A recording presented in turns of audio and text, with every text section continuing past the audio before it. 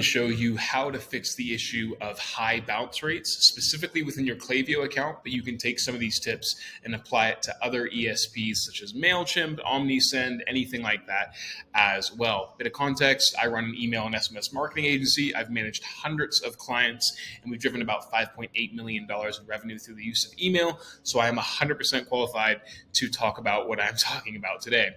So straight off the bat, you want to actually figure out if you do have a deliverability issue and high bounce rates. Now, odds are if you're watching this video, you probably do, but in case you haven't already checked this is specifically within Klaviyo. Go into your analytics tab, scroll down and click deliverability. This will show you specifically how your deliverability is looking. In the case of this account, it's my personal account and there's not a whole lot of data coming through it, but nonetheless, we can click bounce details and we can see what emails are bouncing and why, right? Or rather, why the emails are bouncing. So in this case, we have like 666 total emails being sent in the last 30 days, good delivery rate, total bounces of 9, and a bounce rate of 1.33%. So we can go ahead and see what is causing those emails to bounce. And unfortunately, unclassified doesn't really help us a whole lot. And we can also see, hey, there's an invalid address there. So hypothetically, if we were to say, okay, this is actually a high bounce rate, it's too high for us, we need to fix it, we would go and do the following steps. Steps number 1 is you'd go into your flows. I'm going to do an example here. We go into our flows and we're going to add the following filter to the top of every single one of our automations. This is how we do it. We go into the welcome series. In this case, this is my welcome series. We click this and we add the following filter. What somebody has or has not done, bounced email 0 times in the last 30 days. This means if their email bounces at any stage in this flow, they will get kicked out of the flow. That's going to help improve our overall deliverability. You'll notice the welcome series typically has the highest rate of bounces as well, as people tend to enter in dummy email addresses within the sign-up form process just to either A, get that discount, or they just accidentally enter in the incorrect email address. So you'll find that your bounce rates are probably highest in this first email in the welcome series. And if that's the case, if they bounce here, this filter will kick them out from the flow going forward. And that's going to help improve your overall bounce rates. If your bounce rates are really high as well, I recommend doing this pretty much in every single one of your automations, at least temporarily until you can get those bounce rates under control.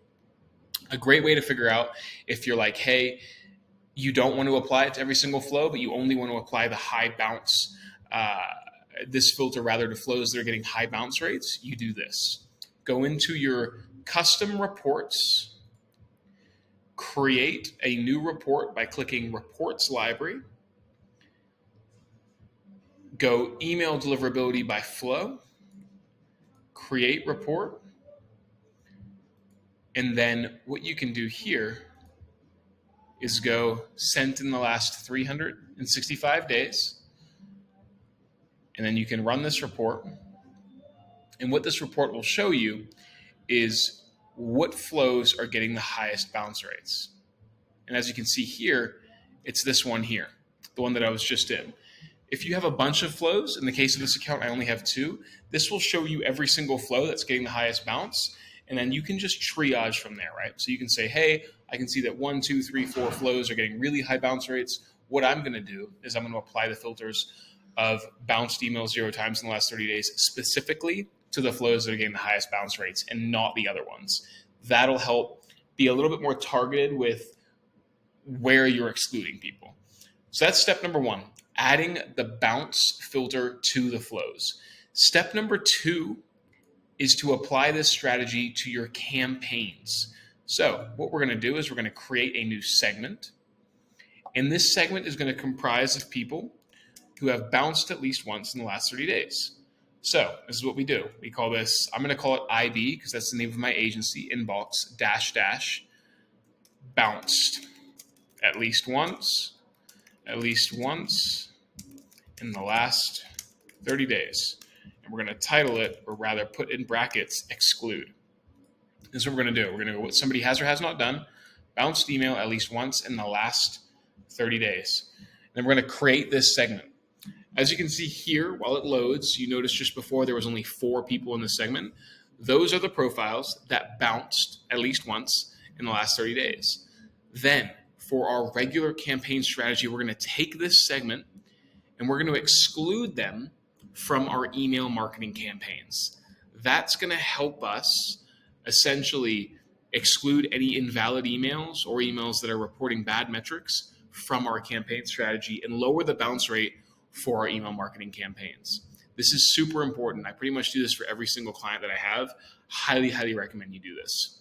Now, within Klaviyo, there's a distinction between hard bounce and soft bounce. A hard bounce results in an immediate suppression of the profile, right? So here we go. That's our metrics there. So those emails bounced.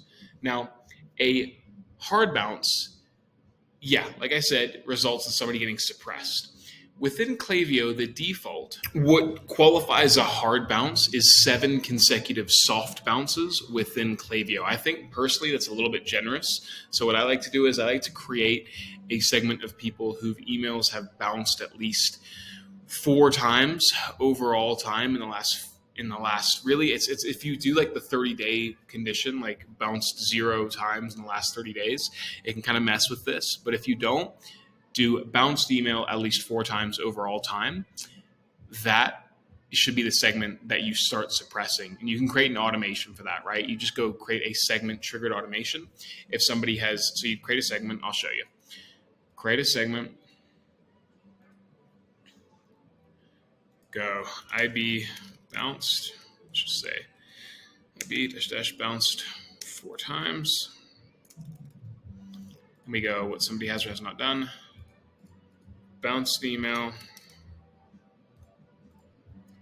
is greater than 3 overall time. That means if it's 4, they're going to enter into this segment, and you just create a flow that is triggered off of people joining this segment, and you suppress them. So we just go like this. We go flows, create flow, build your own. Just call this IB bounce suppress, bounce suppress, excuse my spelling, create flow. And then you do this, add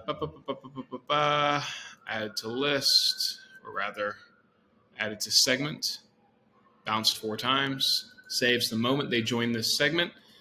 You put them into this flow, profile property update, you add a step, update, and you just go like suppress. It's going to be a custom tag, obviously. For some reason, Klaviyo is being a bit of a pain in the ass here. Okay, well, for some reason, basically you just go ahead and update their profile property with suppress equals true. Create new, suppress, true. And then you just go ahead and basically suppress anybody with that tag every 30 days, 45 days, whatever you have capacity for.